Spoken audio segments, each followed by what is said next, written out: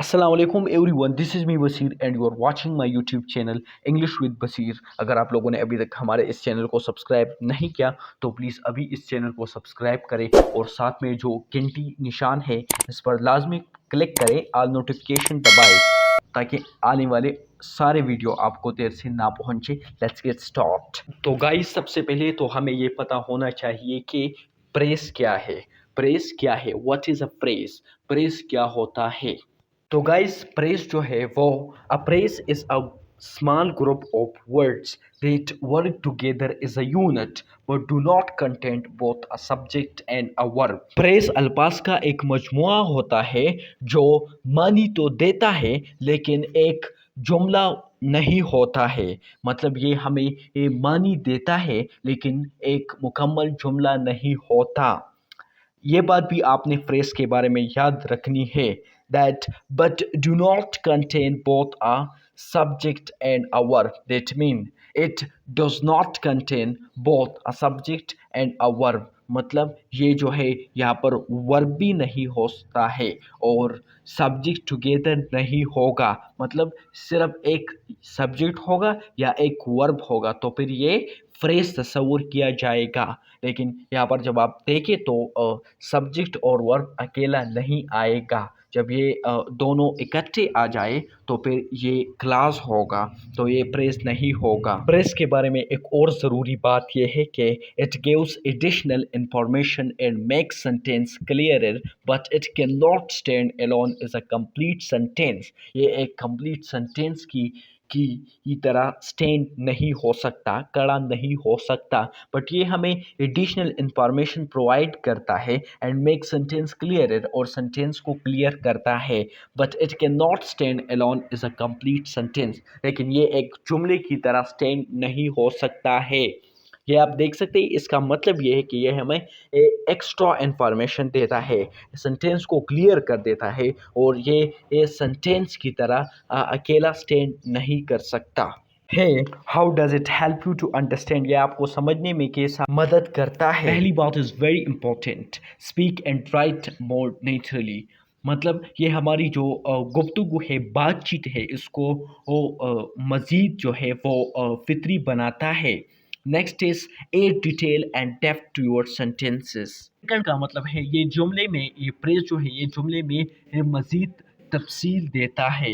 Understand English structure better, और ये आपको इंग्लिश का जो स्ट्रक्चर है, ये जो सेंटेंसेस का जो स्ट्रक्चर है उसको आप अंडरस्टैंड करोगे थ्रू दैट। इसकी वजह से आप इसको ईज़िली अंडरस्टैंड कर सकते हो।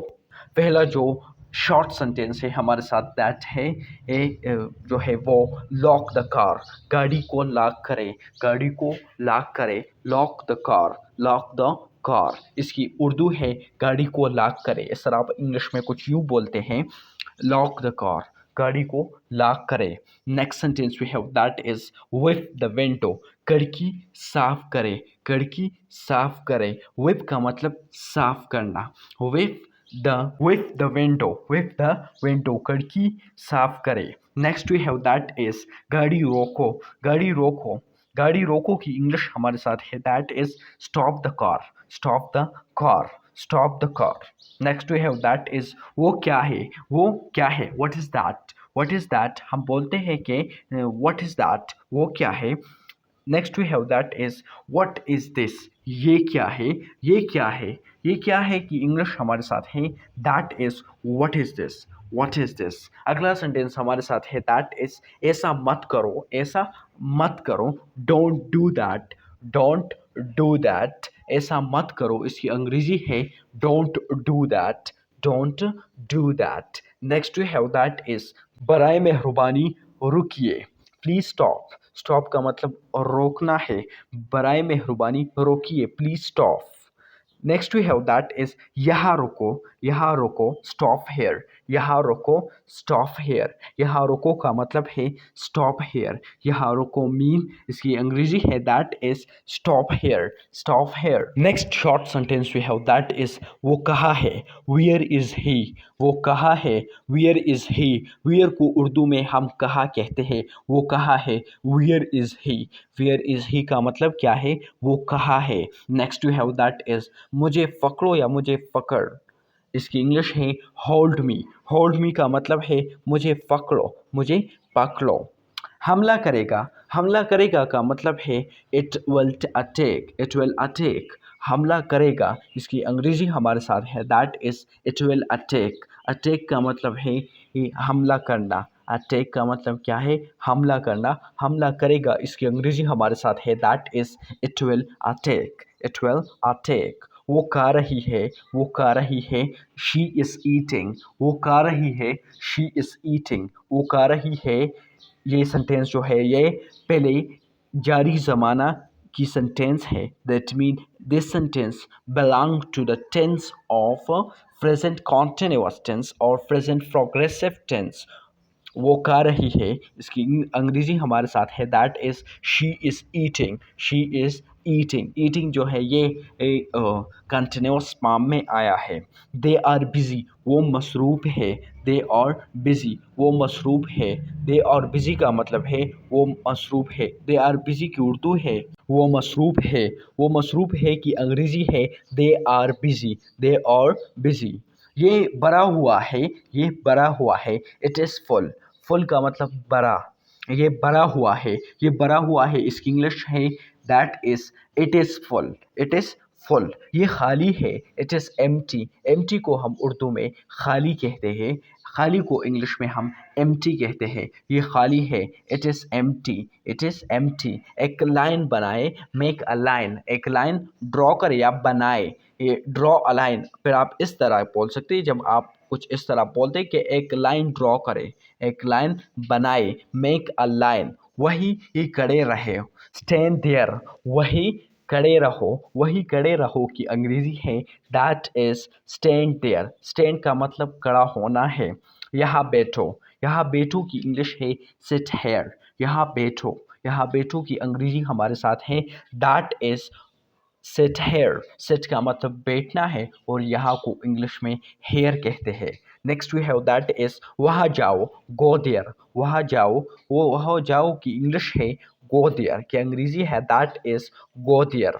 मेरे पीछे चलो, मेरे पीछे चलो, follow me. Go behind me आप इस तरह भी बोल सकते हैं, लेकिन यहाँ पर जो हम प्रेस की बात करें दैट इज फॉलो मी। मेरे पीछे चलो, मेरे पीछे चलो। गो बिहाइंड मी, मेरे पीछे चलो। फॉलो मी आप इस तरह बोल सकते हैं, या चेस मी, मेरे पीछे चलो। फॉलो मी, मेरे पीछे चलो। Next we have that is we will leave. We will leave हम छोड़ देंगे। वी विल लीव हम छोड़ देंगे। वी विल लीव का मतलब है हम छोड़ देंगे। हम छोड़ देंगे की इंग्लिश है that is we will leave, we will leave हम छोड़ देंगे। नेक्स्ट इज सोने जाइए। सोने जाइए की इंग्लिश है go to sleep, go to sleep. सोने जाइए, सोने जाइए की इंग्लिश है that is go to sleep, go to sleep. सोने जाइए, सोने जाइए की इंग्लिश है गो टू स्लीप। स्लीप का मतलब सोना है। लीव मी एलोन, मुझे अकेला छोड़ दो, मुझे अकेला छोड़ दो। अकेला को इंग्लिश में एलोन कहते हैं, मतलब बिल्कुल अकेला, जो कोई उसके साथ नहीं हो। मुझे अकेला छोड़ दो, लीव मी एलोन, मुझे अकेला छोड़ दो। इसकी अंग्रेजी हमारे साथ है that is leave me alone. Next is मुझे बाद में कॉल करना, कॉल मी लेटर। लेटर का मतलब है बाद में, मुझे बाद में कॉल करना, कॉल मी लेटर। मुझे बाद में कॉल करना, इसकी अंग्रेजी हमारे साथ है that is call me later. Later का मतलब बाद में है।